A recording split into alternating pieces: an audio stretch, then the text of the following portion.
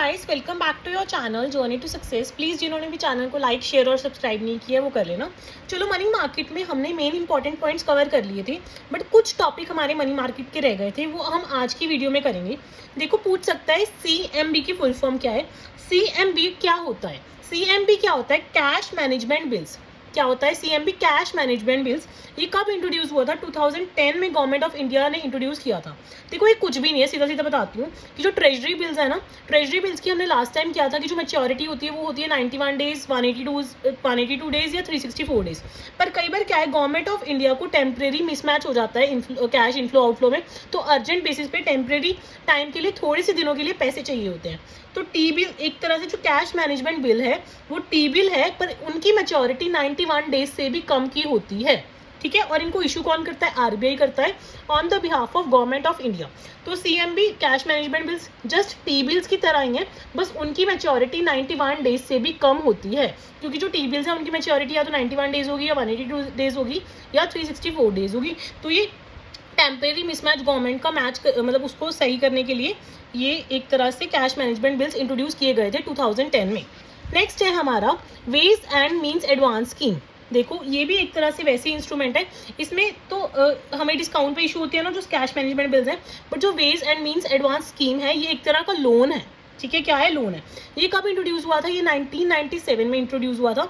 एक तरह से अगर सेंट्रल गवर्नमेंट, स्टेट गवर्नमेंट या यूनियन टेरिटरी में कोई भी गवर्नमेंट है, उनको टेम्परेरी लोन चाहिए तो वो RBI से लोन ले सकते हैं। कोई भी गवर्नमेंट को लोन चाहिए टेम्परेरी बेसिस के लिए, थोड़े से टाइम के लिए, विदिन 90 डेज वो रिटर्न कर देते हैं इसको। ठीक है, तो RBI से वो लोन ले सकते हैं, और ये मीट करती है उनकी टेम्परेरी मिसमैच या टेम्परेरी रिक्वायरमेंट्स को, कोई भी गवर्नमेंट की। तो RBI से वो लोन ले लेते हैं, तो रिटर्न करना होता है इसको भी विदिन 90 डेज, और इस पर जो इंटरेस्ट देना होता है वो एग्जिस्टिंग रेपो रेट जितनी भी चल रही है उस टाइम पे रेपो रेट, उस पर देना होता है उनको, जो इंटरेस्ट देना होता है।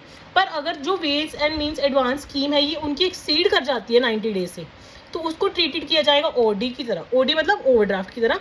तो इस केस में उनको इंटरेस्ट सिर्फ रेपो रेट जो चल रहा है उसमें नहीं देना होगा, प्लस 2% देना होगा।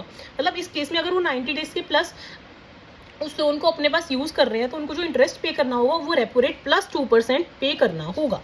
ठीक है, नेक्स्ट है CBLO। इसकी फुल फॉर्म बहुत बार पूछी जाती है। तो CBLO की फुल फॉर्म है collateral borrowing and lending obligation. क्या है? Collateral borrowing and lending obligation.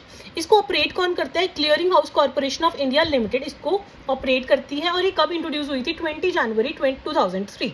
कब इंट्रोड्यूस हुई थी? 20 जनवरी 2003 को।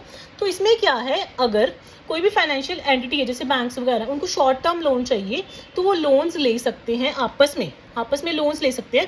पर इसको ऑपरेट करवाने का जो काम है वो clearing corporation of India limited के पास है। तो आप बोलोगे कि जो कॉल मनी है, नोटिस मनी है, टर्म मनी है, वो आपने बताया था कि उसमें भी यही होता है कि इंटर बैंक अगर बैंक्स को चाहिए तो वो आपस में कर सकते हैं। पर इसमें डिफरेंस क्या है कि जो कॉल मनी, नोटिस मनी और टर्म मनी था उसमें कोई भी कोलेट्रल नीडेड नहीं था, बट जो CBLO है उसमें कोलेट्रल नीडेड होता है। इसकी मैच्योरिटी भी 1 डे टू 1 ईयर होती है, तभी ये सारे मनी मार्केट का पार्ट है। ठीक है, अभी हम कंटिन्यू कर लेते हैं हमारा जो बचा हुआ टॉपिक है, दैट इज कैपिटल मार्केट। ठीक है, थोड़ा सा कैपिटल मार्केट कर लेते हैं आप आज। देखो, कैपिटल मार्केट में बोरोइंग एंड लेंडिंग होती है लॉन्ग टर्म के लिए। लॉन्ग टर्म मतलब मोर देन 1 ईयर के लिए। और जो कैपिटल मार्केट है उसका रेगुलेटर है सेबी।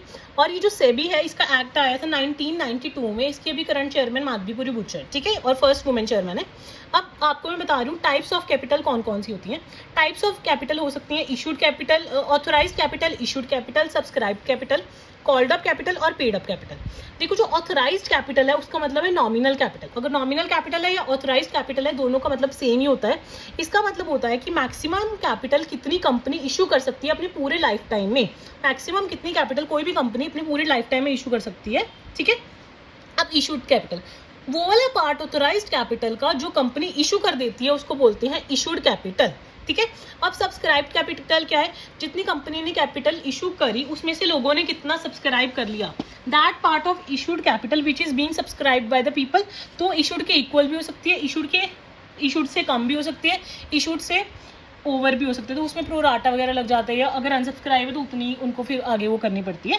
ठीक है, अब कॉल्ड अप कैपिटल, जितनी लोगों ने सब्सक्राइब करी उसमें से उन्होंने कितनी कॉल्ड अप कर ली है। जैसे इसमें एप्लीकेशन होता है, अलॉटमेंट होता है, फर्स्ट कॉल होता है, सेकंड कॉल होता है, तो जितने लोगों ने सब्सक्राइब किए उसमें से कितनी कॉल्ड अप कर ली गई है, और जितनी कॉल्ड अप कर ली गई है उसमें से कितनी पेड अप हो गई है, मतलब कितने लोगों ने उसमें से पैसे दे दिए गए हैं। ठीक है। तो ये सब थोड़ी सी बेसिक आपको नॉलेज होनी चाहिए टाइप्स ऑफ कैपिटल के बारे में, ठीक है।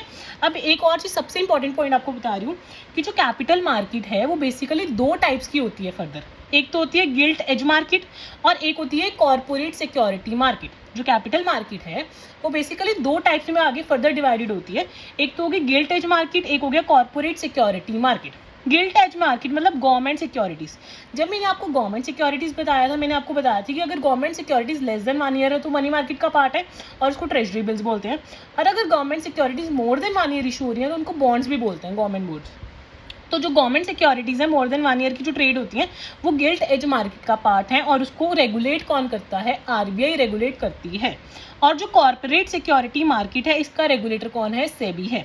अब एक चीज़ ध्यान से नोट कर लेना, अगर कभी भी पेपर में क्वेश्चन आए कि कैपिटल मार्केट का रेगुलेटर कौन है तो सेबी है, गिल्ट एज मार्केट का रेगुलेटर कौन है? आरबीआई है, और कॉर्पोरेट सिक्योरिटी मार्केट का रेगुलेटर कौन है? सेबी, ठीक है।